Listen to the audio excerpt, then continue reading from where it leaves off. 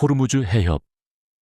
세계 원유의 약 20%가 지나가는 이 좁은 바다 위에서 군함이 움직이고 상선들이 속도를 늦춥니다.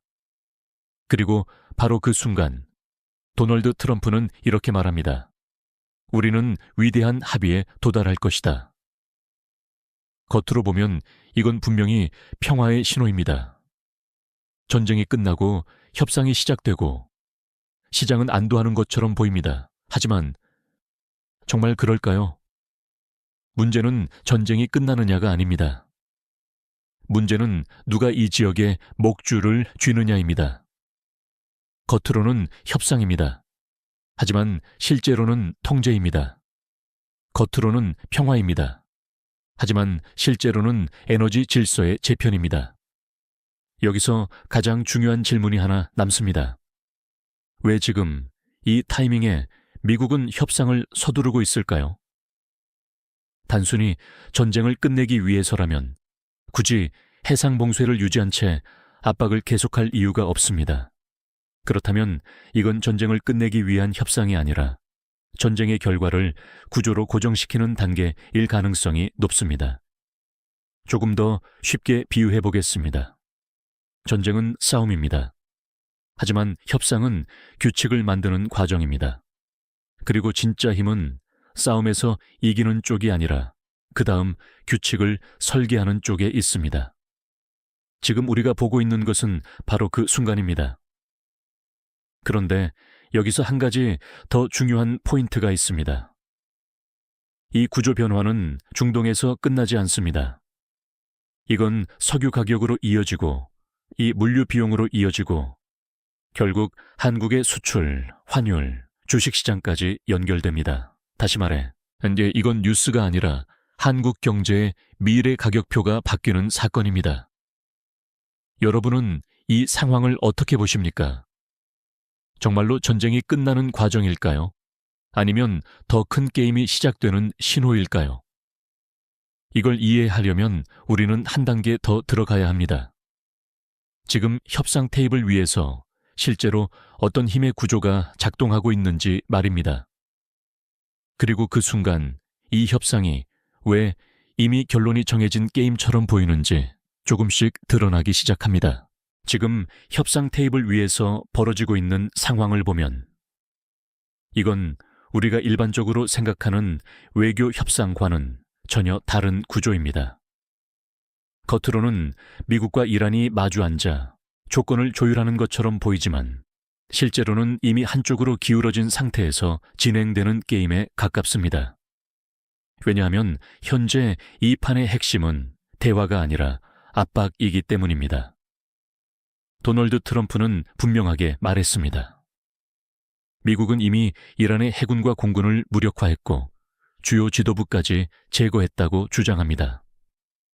이 말이 사실인지 여부를 떠나서 중요한 건 메시지입니다. 협상에 들어오기 전에 이미 상대의 선택지를 최대한 줄여놓겠다는 전략입니다.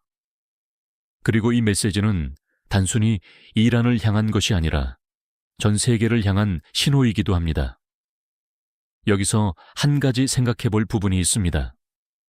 만약 정말로 평화를 원한다면 왜 굳이 해상봉쇄를 유지하면서까지 협상을 밀어붙일까요? 일반적인 협상이라면 긴장을 완화시키고 신뢰를 쌓는 과정이 먼저 나와야 합니다. 하지만 지금은 정반대입니다. 긴장을 극도로 높인 상태에서 그 압박을 유지한 채 협상에 들어가고 있습니다. 이건 협상이 아니라 조건 통보에 가깝습니다. 조금 더 직관적으로 이해해 보겠습니다.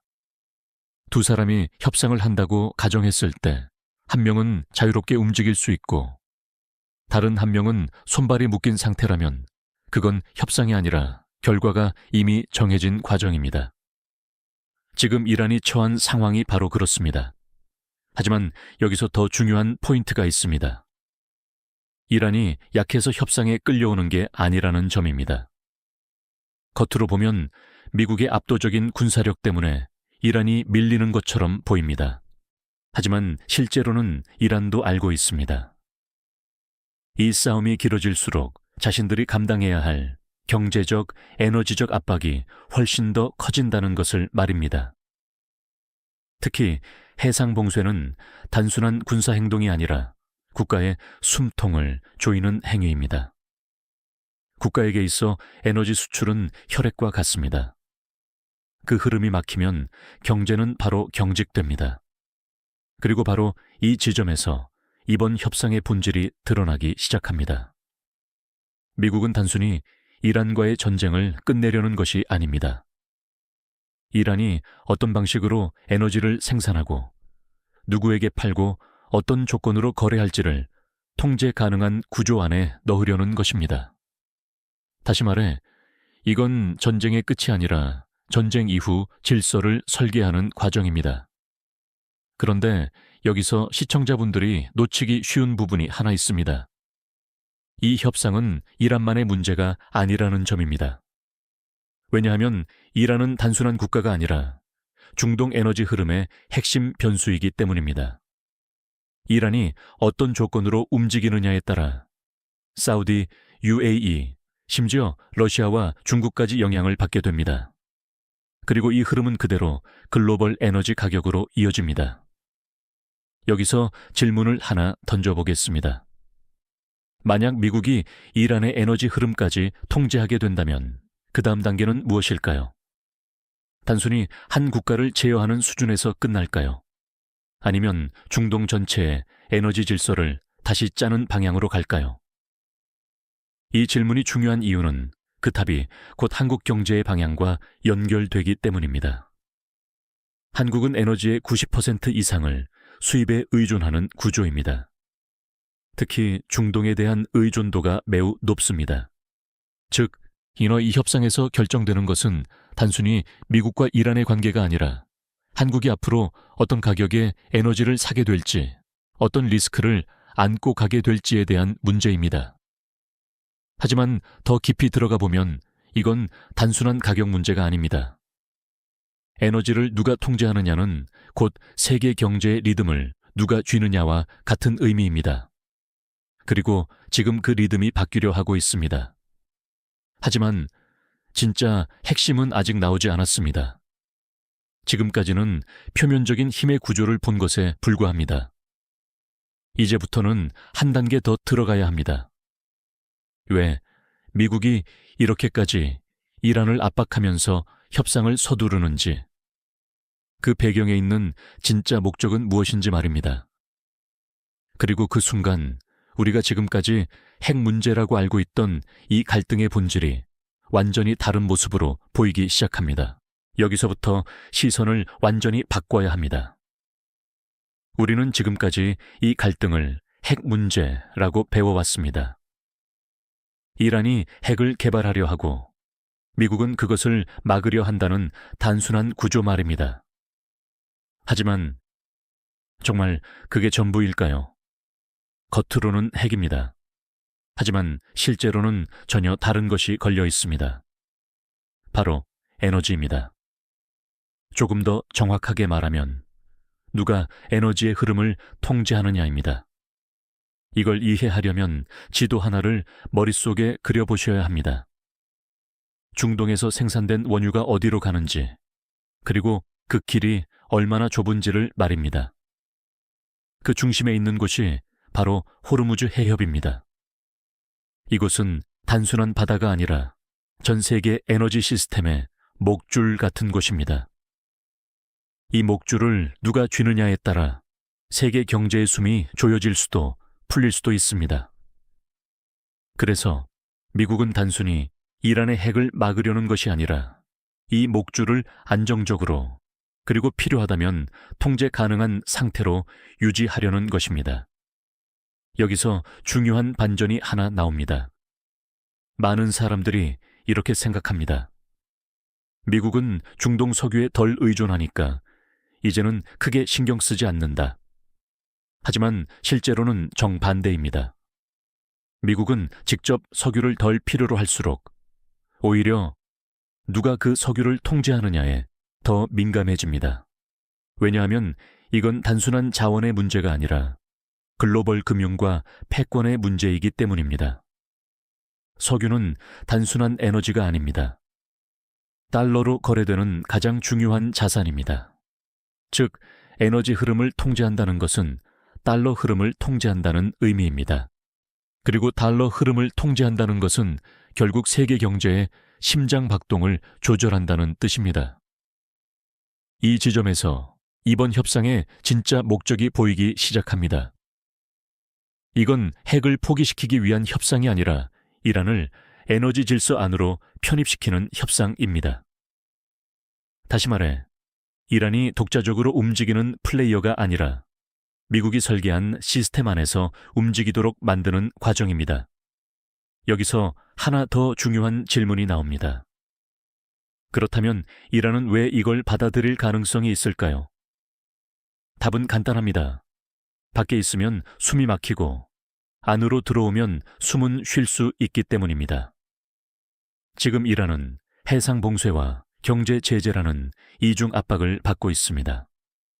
이 상태가 길어질수록 내부 경제는 무너지고 정치적 불안정성도 커질 수밖에 없습니다.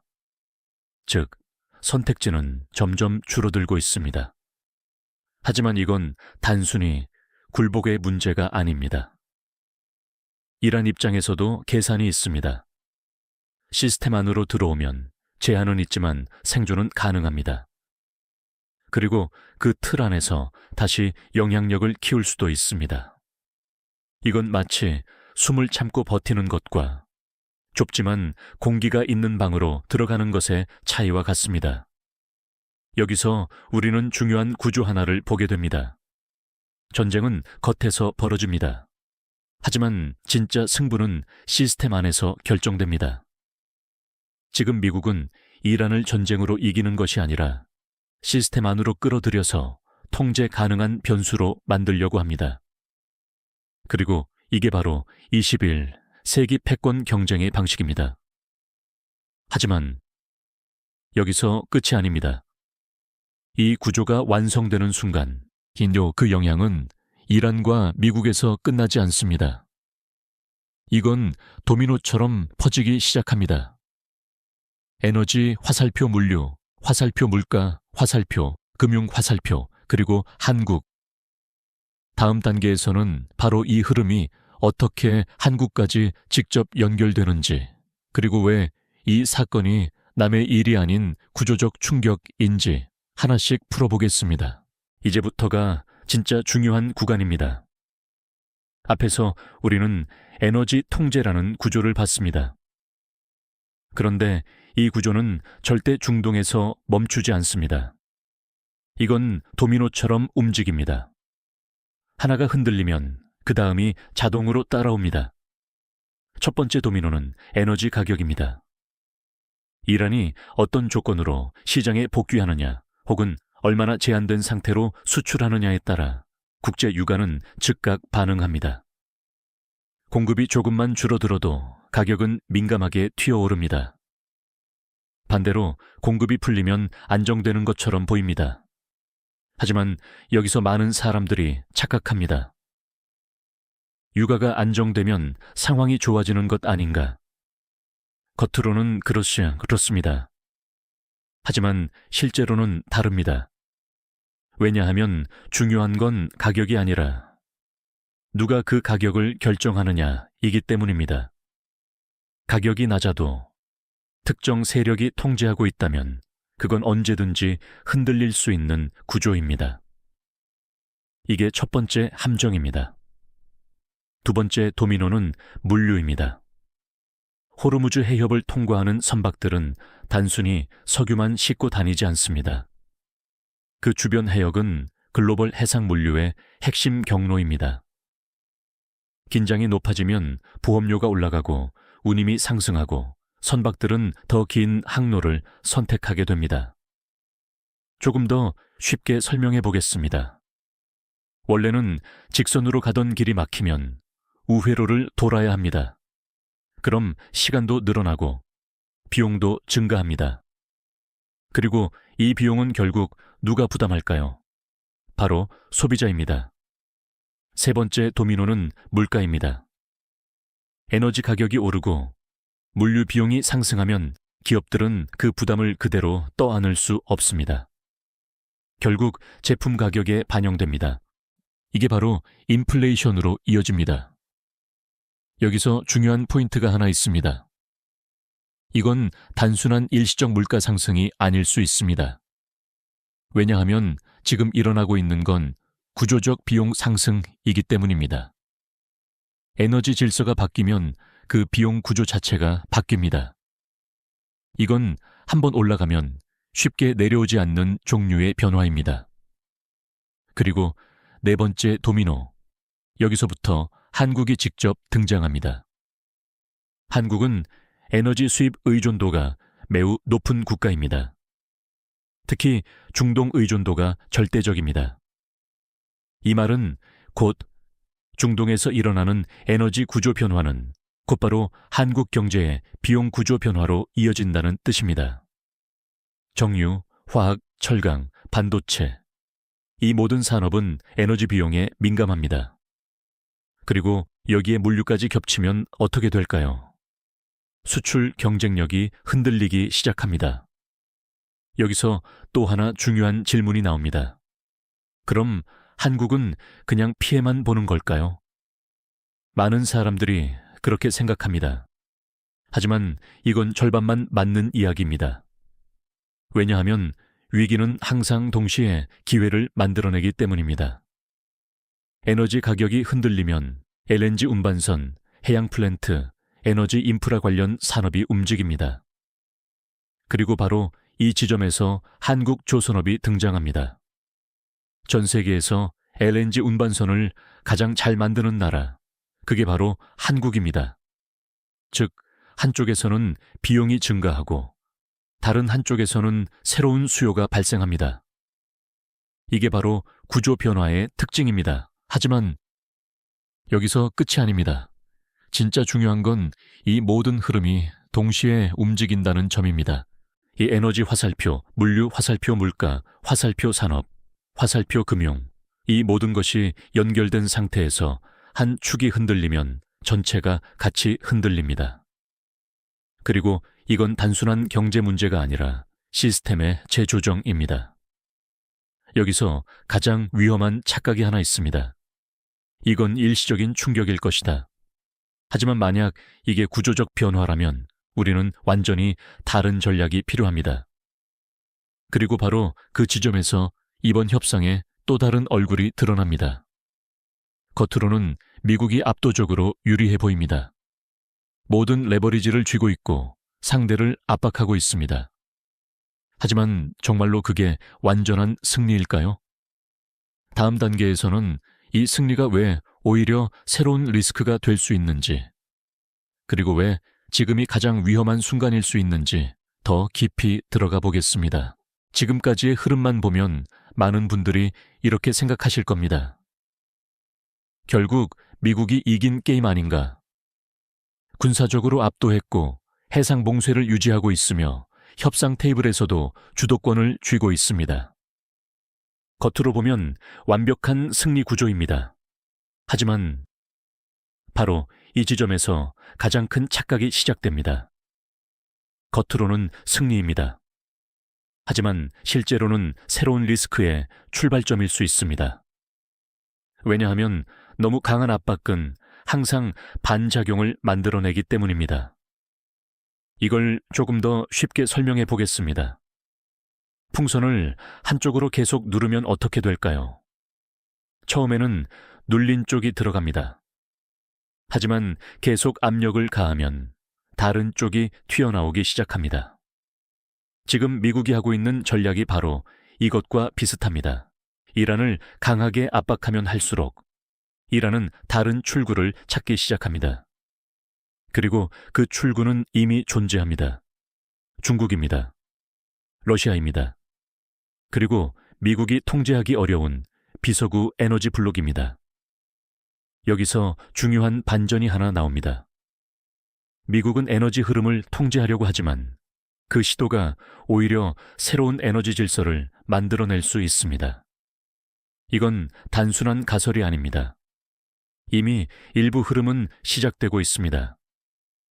달러가 아닌 다른 통화로 에너지를 거래하려는 시도, 서방 금융 시스템을 우회하는 결제 구조, 그리고 제재를 피하기 위한 새로운 물류 네트워크까지. 겉으로는 미국이 더 강해지는 것처럼 보이지만 실제로는 통제 밖의 영역이 점점 커지고 있는 구조입니다. 여기서 핵심 질문이 나옵니다. 미국은 지금 통제를 강화하고 있는 걸까요? 아니면 통제 불가능한 영역을 키우고 있는 걸까요? 이 질문이 중요한 이유는 그 답에 따라 앞으로의 세계 질서가 완전히 달라지기 때문입니다. 만약 미국의 통제가 성공한다면 글로벌 에너지 시장은 더 안정적으로 보일 수 있습니다. 하지만 그 안정성은 통제된 안정성입니다. 반대로 만약 반작용이 커진다면 우리는 두 개의 에너지 시장을 보게 될 수도 있습니다. 하나는 미국 중심의 공식 시장, 다른 하나는 그 밖에서 움직이는 비공식 시장입니다. 이건 단순한 분리가 아닙니다. 세계 경제가 두 개의 리듬으로 움직이기 시작한다는 의미입니다. 그리고 이런 구조는 항상 더 큰 불확실성을 만듭니다. 여기서 한국 입장에서 가장 중요한 문제가 등장합니다. 한국은 어느 쪽에 서야 할까요? 미국 중심의 안정된 시스템 안에 남을 것인가? 아니면 새로운 흐름에도 대응해야 하는가? 이건 단순한 외교 문제가 아닙니다. 에너지 조달, 수출 시장, 금융 시스템까지 모든 것이 연결된 선택입니다. 그리고 이 선택은 생각보다 빠르게 다가오고 있습니다. 여기서 또 하나의 반전이 있습니다. 많은 사람들이 협상이 타결되면 안정될 것이라고 생각합니다. 하지만 실제로는 그 반대일 수도 있습니다. 협상이 타결되는 순간 지금까지 억눌려 있던 새로운 질서 경쟁이 본격적으로 시작될 수 있기 때문입니다. 겉으로는 평화입니다. 하지만 그 아래에서는 더 복잡한 게임이 시작됩니다. 그리고 바로 그 게임이 앞으로 6개월 세계 경제의 방향을 결정하게 됩니다. 그렇다면 이제 남은 질문은 하나입니다.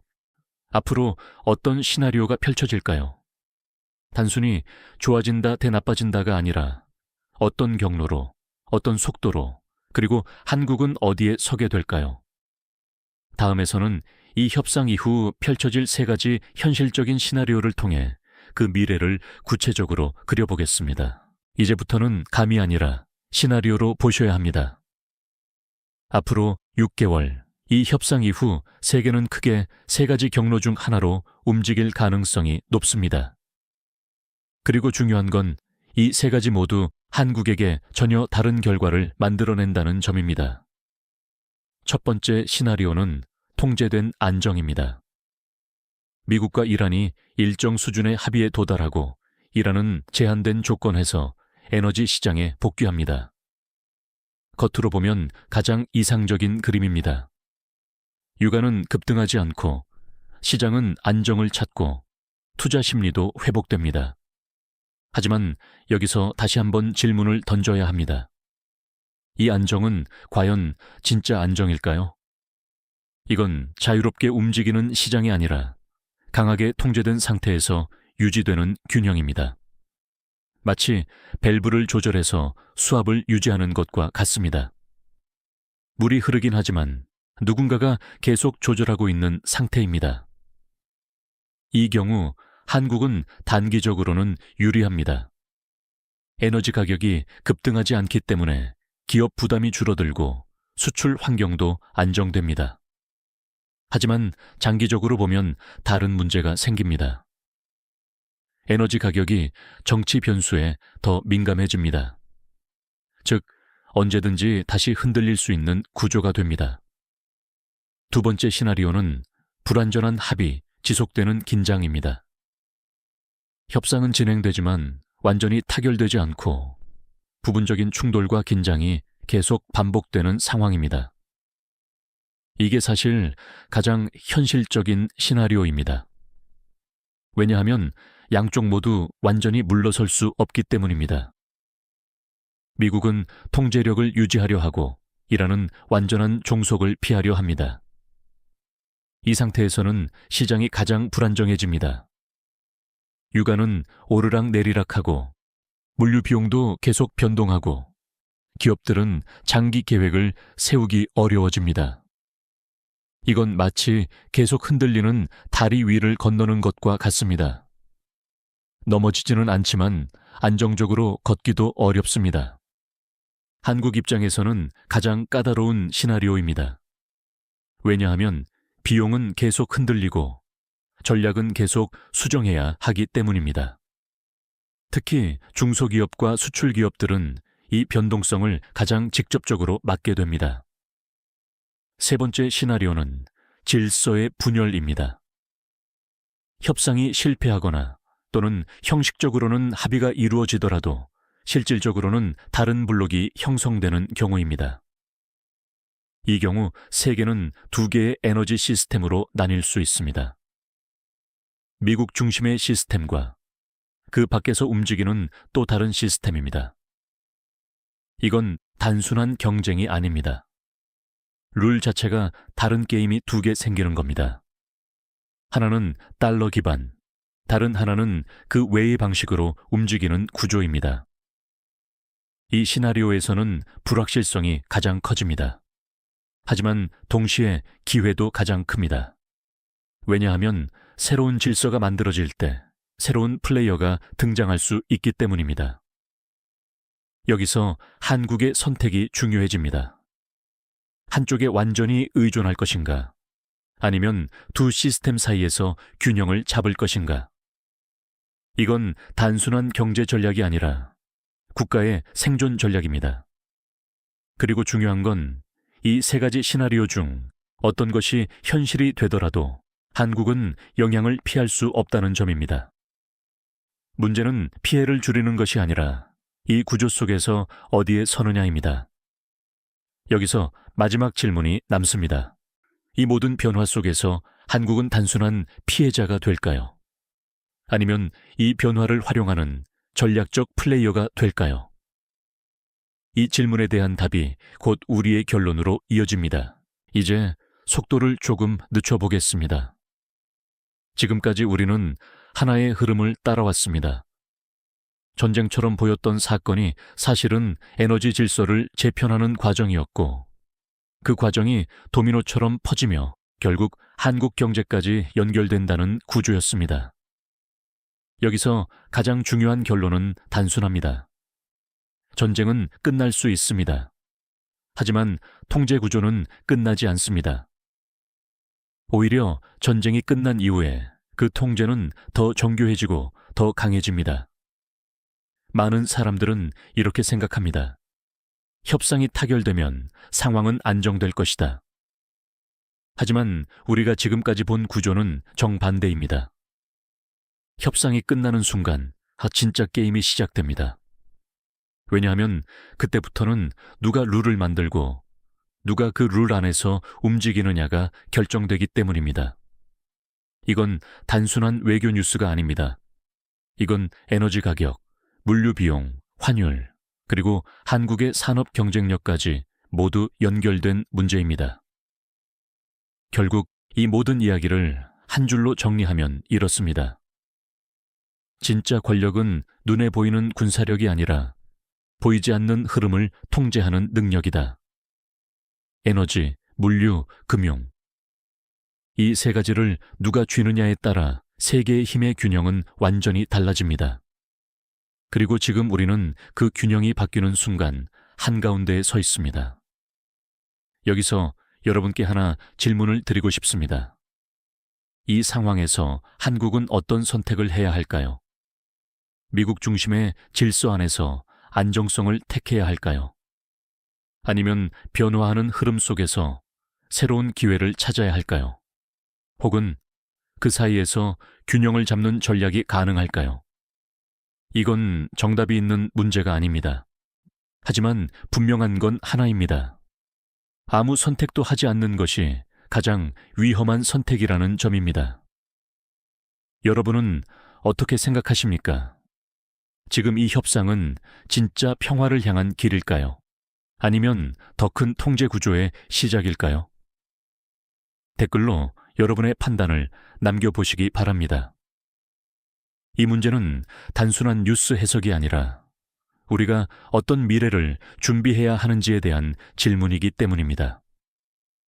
그리고 이런 구조적인 변화, 겉으로는 보이지 않지만 실제로는 모든 것을 바꾸는 흐름을 계속 보고 싶으시다면 채널을 구독해 주시고 다음 분석도 함께 보시기 바랍니다. 다음 영상에서는 이 에너지 질서 변화 속에서 중국과 러시아가 어떤 선택을 하고 있는지, 그리고 그 선택이 한국에게 어떤 새로운 기회를 만들 수 있는지 더 깊이 들어가 보겠습니다. 지금까지의 이야기는 사실 그 시작에 불과합니다.